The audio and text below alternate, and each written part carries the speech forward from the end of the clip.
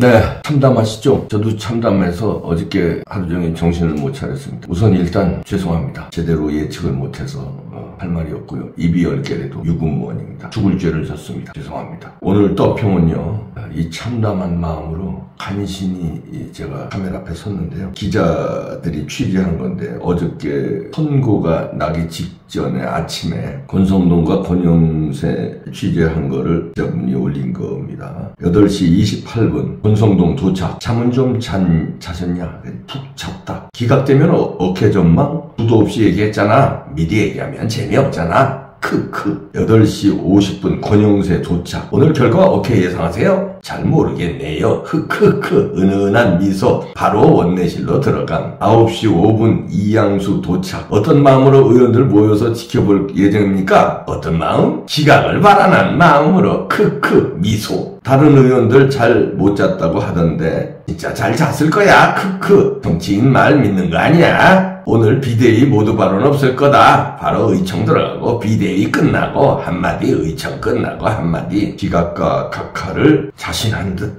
이렇게 지도부가 어저께 아침에 크크 웃으면서 기각으로 예상들을 다 했네요. 우선 이 사람들 얘기하기 전에 저도 그렇게 예상했습니다. 그래서 제가 한 말이 없고요. 그러나 뭐 방송마다 기각 또는 각하로 예상하는 그 패널들과 질의응답을 하면서도 마무리에는 만에 하나 모르니까 방심하면 안 된다는 거를 좀 불안한 게 있어서 이제 얘기를 했지만 저는 각하될 줄 알았어요. 4대4로 각하될 줄 알았습니다. 근데 왜 그렇게 생각을 했냐면요. 물론 윤석열 대통령의 탄핵은 말도 안 된다는 법리적 해석, 그 다음에 저의 정치적 판단, 여러 가지를 해도 탄핵이 말이 안 되니까 그렇게 예상한 것도 있고요. 또 하나는 저도 이제 안테나를 이렇게 꼽거든요. 여기저기서 정보를 듣습니다. 정치권에도 빼고, 그 다음에 기자들, 그다음에 심지어는 이제 정보 관계에 있는 사람들, 자세히 이름은 얘기할 수 없지만 정원이라든가 이런 데 있는 사람들 얘기도 듣고요. 또 깊숙이 그 정치권 뒤에서 정치를 하는 사람들이 있어요. 금배지는 없지만 우리나라 정치를 주물르고 있는 그 그룹들이 있습니다. 거기 깊숙한 사람으로부터도 정보를 듣고 했는데 헌재에서 다 그렇게 나왔다는 거예요. 심지어는 어제 아침까지도, 어제 아침에 11시에 조문 읽어 내려갔잖아요. 근데 10시에도 제가 전화를 받았어요. 10시에 누구라고 이름 되면 뭐 곤란한데,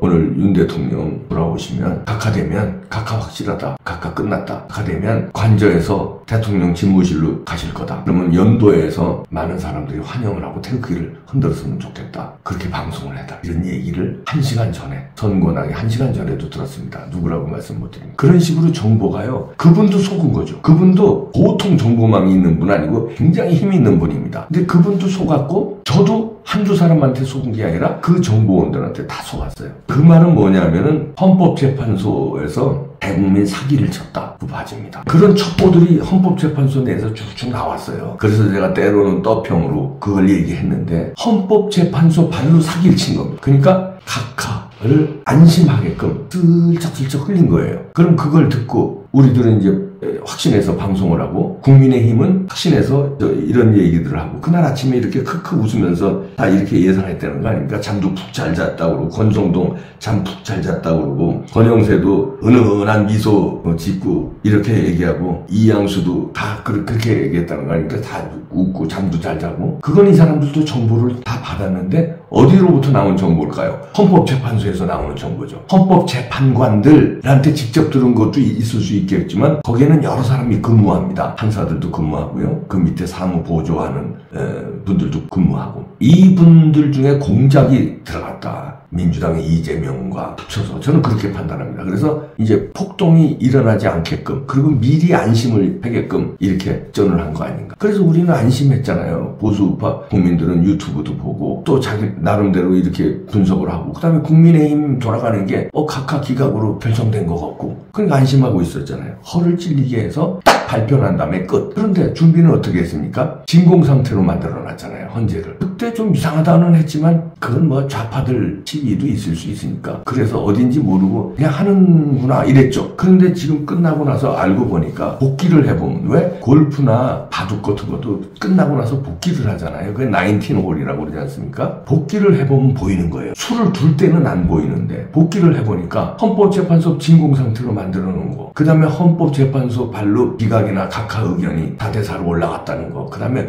5대3에서 뭐 그게 걸렸다고 그랬잖아요. 마은혁이 임명 안 하면 안 되는 게 걸려가지고 지금 뭐 문영배하고 뭐 다툼이 일어나고 큰 소리가 오가고 이런 얘기까지 나오고 이게 다 사기를 친 거다는 거예요. 야, 이래놓고선 8대0으로 그러면 그동안에 나왔던 정보들은 뭐야? 다 8대0 우리가 믿었던 3명 있잖아요. 나중엔 한 명이 이쪽으로 돌아와서 4대4가 됐다는 그 사람들도 을사오적이 된 건데 갑자기 하루 이틀 만에 입장을 바꿨을까요? 처음서부터 이랬는데 우리한테 사기를 친 거죠. 야, 국민들 이렇게 대국민 사기를 치는 나라가 사기 공화국이 됐습니다. 선거를 사기를 치고 이런 헌재 판결을 사기를 치고 헌재 판결 올라가는 자체가 사기였지 않습니까? 정당한 대통령의 통치 권한인 계엄을 그걸 갖다가 무력화시키는 군인들, 무력화시키는 정부 여당의 그때 당대표였던 한동훈이 사기를 치는 바람에 의결을 했잖아요. 국민의힘이 배반해가지고 의결을 했잖아요. 그때부터 사기를 치고 전부 사기공화국이 된 거예요. 그러고서는 헌재 재판관들까지 사기를 치고 8대0으로 나중에 만들어 놓고 자, 이제 죽은 자식 불알만징이 할 수 없고요. 우리는 이대로 나라를 저 사기꾼들한테, 사회주의 사기꾼들한테 남길 수는 없습니다. 그럼 싸워야 되는데 그럼 어떻게 싸울 것이냐? 이게 딜레마죠. 4.19처럼 우리가 활동을 할 수 없는 시대가 됐어요.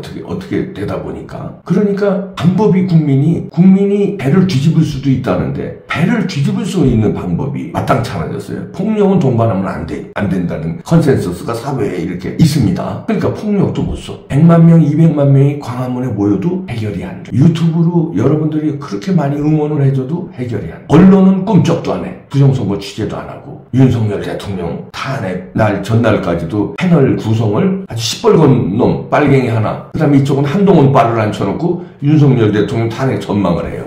엉터리 방송을 하는 종편들, 조중동들. 방법이 없어요. 그렇다고 여기서 주저앉을 수는 없죠. 방법은 있습니다. 유일한 방법이 부정선거예요. 부정선거를 밝혀서 끝장을 내야 돼요. 300명 금배지를 다 떨어져야 돼요. 그게 이재명도 떨어지는 겁니다. 이재명 재판으로 떨어뜨리려고 했는데 못 떨어뜨리잖아요. 헌법재판관들마저 농락당해가지고 돈을 처먹었는지 그런 강력한 의심들도 많아요. 어마어마한 돈을 처먹었다. 이런 강력한 의심들도 많습니다. 그걸 법조계에서 나와요. 그런 설이. 그렇지 않고는 이럴 수가 없다는 거예요. 뭐 어떻든 그건 지나간 거고 이제는 방법은 돈을 처먹었으면 그걸 우리가 조사하는 방법이 있지만 마땅히 없죠. 방법은 부정선거 쑤시는 것밖에 없어요. 부정선거가 밝혀지면 사법부가 날아갑니다. 왜냐면 선관위원장들이고 각 지역 선관위원장들이고 중앙선관위원장이고 하니까요. 법원이 날아가요. 300명 금배지가 날아가요. 다시 선거를 해야 돼요. 선관위가 날아가요. 선관위에서 이제 선거 그렇게 못합니다. 이제 수개표를 해야 돼요. 그럼 다시 선거하면 그런 사람들은 안 뽑을 거 아니에요. 국민들이. 그러면 자연적으로 정화가 됩니다. 그러니까 부정선거예요. 그러면은 우리 국민들이 부정선거에 지치지 말고 수사관들이 훌륭한 검사 한 명이 나라를 구한다. 국민들이 이제 검찰 청 앞에서, 법원 앞에서 판사 한 명이 나라를 구한다. 검사 한 명이 나라를 구한다. 부정선거 수사하라. 부정선거 판단하라. 증거는 다 나와 있다. 그리고 우리가 외쳐야 됩니다. 물론 광화문에서도 또 모여야 되고요. 비폭력으로 한계가 있지만 그래도 어떡합니까? 간디도 비폭력으로 해냈으니까 우리도 또 해내야죠. 지치지 말고 이런 말 하기도 송구스럽습니다. 지치지 말자는 얘기 언제에서부터 했는데 이래도 안 지치냐?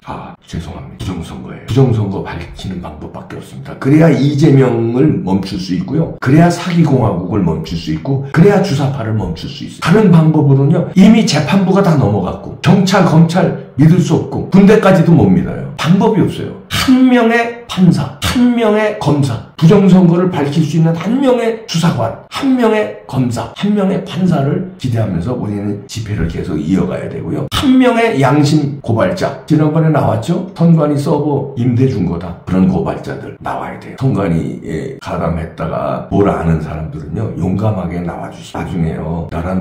지금도 나라 넘어갔지만 역사에서 다 밝혀집니다. 그대들 무사하지 못해요. 지금이라도 양심 선언하고 나오고 한 명의 검사, 한 명의 판사, 한 명의 수사관 나와주시길 다시 한번 머리 숙여 죄송하다는 말씀 드립니다. 죽을 죄를 졌습니다. 잘못했습니다. 용서해 주시고 앞으로 가열차게 방법을 찾고 속지 않은 마음으로 또 싸우겠습니다.